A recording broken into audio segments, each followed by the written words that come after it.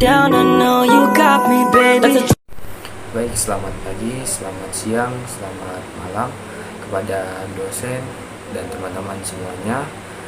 Dalam video ini saya akan menjelaskan singkat tentang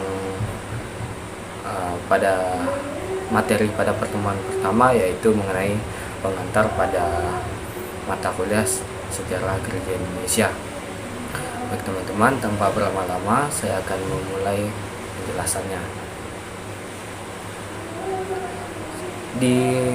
Pada pencatatan saya dapat mengatakan ataupun yang saya catat, yang pertama adalah sejarah adalah ilmu yang mempelajari tentang peristiwa-peristiwa yang telah terjadi di masa lalu, baik itu peristiwa politik, sosial, ekonomi, budaya, dan lain-lain. Nah, dalam pengertian ini dapat kita simpulkan bahwa sejarah itu adalah ilmu yang ibaratnya mencatat ataupun sebagai acuan dalam kita mempelajari tentang peristiwa-peristiwa yang kelam ataupun yang akan ataupun dapat terjadi pada nantinya. Bisa dikatakan juga dalam bahasa Inggris sejarah adalah juga disebut juga history, ataupun dalam bahasa Yunaninya historia, yang berarti adalah penyelidikan dan pengetahuan. History dalam bahasa Inggris yaitu tentang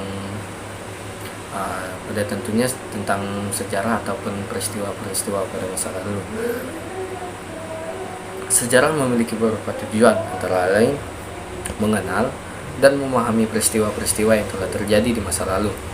Yang artinya dalam ilmu sejarah ini kita mempelajari atau memahami bagaimana peristiwa-peristiwa yang terjadi masa lalu untuk kita ingat kembali ataupun dapat kita kenang. Yang kedua, mempelajari dan menganalisis penyebab dan akibat dari peristiwa-peristiwa tersebut. Dalam hal ini dapat kita kaitkan bahwa sejarah dapat kita analisis serta pelajari bagaimana peristiwa-peristiwa itu dapat terjadi dan akibatnya peristiwa-peristiwa tersebut bisa terjadi di kalangan kita ataupun pada kalangan zaman dahulu tersebut. Yang ketiga, mengambil pelajaran dan hikmah dari peristiwa-peristiwa tersebut dalam kehidupan di masa kini dan masa depan. Nah, yang ketiga ini dapat kita simpulkan bahwa dalam kita mempelajari ilmu sejarah, kita dapat mengambil pelajaran atau hikmah ataupun sebuah inti dari peristiwa-peristiwa yang telah kita lihat ataupun kita pelajari, yang pada nantinya bisa kita ambil sebuah pesannya yang dapat kita kaitkan dengan kehidupan masa kini dan masa depan nanti.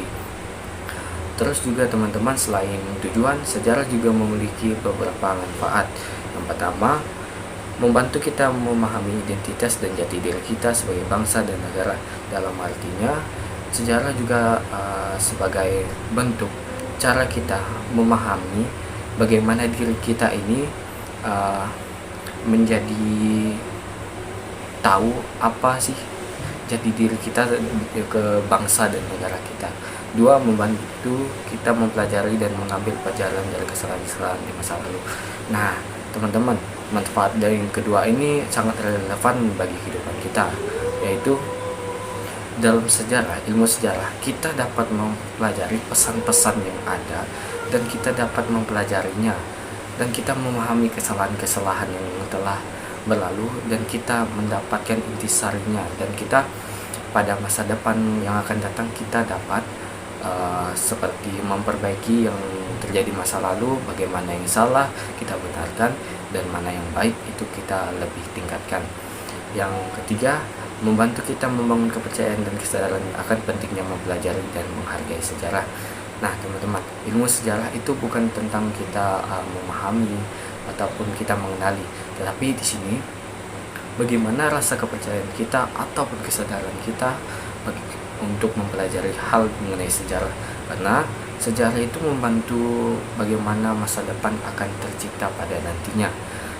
Terus juga di sini lanjut pada sejarah adalah studi tentang perkembangan dalam perjalanan gereja Kristen sejak zaman-zaman Rasul hingga saat ini. Yang pertama ada beberapa aspek. Satu, perkembangan doktrin dan teologi Kristen. Dua, sejarah-sejarah gereja lokal dan denominasi Kristen. Tiga, peran gereja dalam sejarah sosial, politik, dan budaya. Empat, perkembangan liturgi, ibadah, dan praktik keagamaan Kristen. Lima, sejarah para pemimpin gereja seperti paus, uskup, dan reformator. Dapat disimpulkan dalam kelima hal ini, sejarah dalam studi tentang perkembangan gereja Kristen pada masa lalu sampai masa saat ini, banyak sekali aspek-aspek yang menjadi kekuatan bagaimana gereja Kristen dapat berkembang, baik itu mulai dari teologi Kristennya sampai pada tokoh-tokoh yang menjadi penguat dalam perkembangan gereja dari masa lalu sampai masa kini. Teman-teman, ada catatan penting. Sejarah gereja dapat dibagi dalam menjadi beberapa periode, seperti periode Rasuli yang dapat kita tahu. Periode Rasuli ini terjadi pada abad ke-1 Masehi. Periode patristik pada abad 2 sampai 5 Masehi. Periode abad pertengahan pada abad 5 sampai 15. Periode reformasi abad ke-16 Masehi. Periode ke-modern adalah abad ke-17 sampai 20 Masehi. Periode kontemporer pada abad ke-20 sampai 21 Masehi. Studi sejarah gereja penting karena membantu kita memahami: 1. Agar identitas gereja Kristen. 2. Perkembangan doktrin teologi Kristen. 3. Peran gereja dalam sejarah dan masyarakat. 4.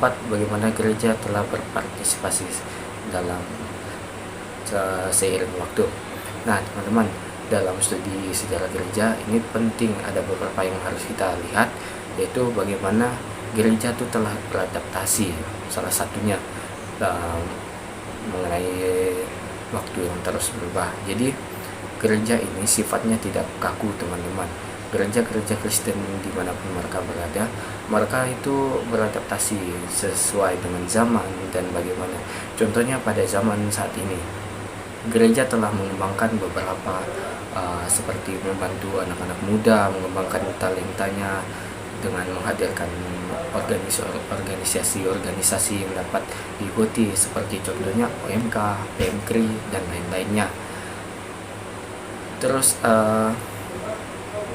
sumber-sumber sejarah gereja itu ada beberapa yang saya dapatkan, yaitu tentunya yang pertama adalah kitab suci ataupun Alkitab. Yang kedua, tulisan-tulisan para bapak gereja.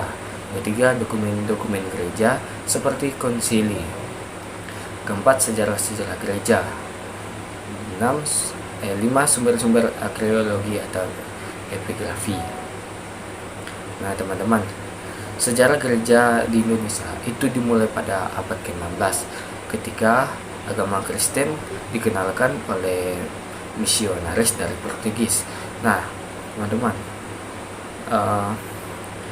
dalam pengenalan ini banyak sekali beberapa pertentangan antara misionaris dan beberapa organisasi-organisasi yang terjadi di Indonesia, seperti yaitu POC. Nah, POC sendiri adalah sebuah organisasi yang datang ke Indonesia itu sebagai salah satu untuk perdagangan dalam negara. Nah, POC ini pada awalnya menentang bahwa kegiatan misionaris dari Portugis ini untuk mengembangkan ataupun menarik minat pada agama Kristen itu ditentang karena beberapa hal, yaitu perusahaan India mereka menentang karena adanya beberapa praktik-praktik yang mulai hilang dalam awalnya. Terus lama-kelamaan VOC ini menyetujui karena ada beberapa misionaris dari Portugis itu meyakinkan VOC sendiri untuk bagaimana peran pentingnya gereja Kristen di Indonesia ataupun di Nusantara pada tentunya. Nah, dalam hal ini dapat kita simpulkan bahwa sejarah pada gereja itu terjadi karena ada beberapa hal yang terjadi, mulai dari bagaimana memperkenalkan gereja tersebut, mulai ada pertentangan dan sampai pada akhirnya ditetapkan di Indonesia. Nah, teman-teman sendiri, gereja Kristen di Indonesia itu banyak sekali, teman-teman. Salah satunya pada gereja Katolik di Kalimantan Barat itu yang terkenal adalah gereja Katedral Santo Yosef, yang dimana gereja ini merupakanlah gereja terbesar di Asia. Teman-teman, gereja ini menjadi salah satu ciri khas bagaimana agama Kristen itu dapat seperti berdiri ataupun dapat beradaptasi dengan lingkungannya yang penuh dengan agama-agama lain seperti Islam, Hindu, Buddha, dan lainnya. Teman-teman, mungkin itu saja yang dapat saya sampaikan.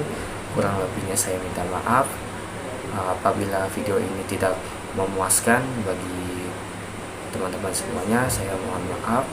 Untuk pelajari untuk materi lebih lanjut, teman-teman bisa searching di Google bagaimana sejarah gereja Indonesia mulai terbentuk dan sampai pada saat ini.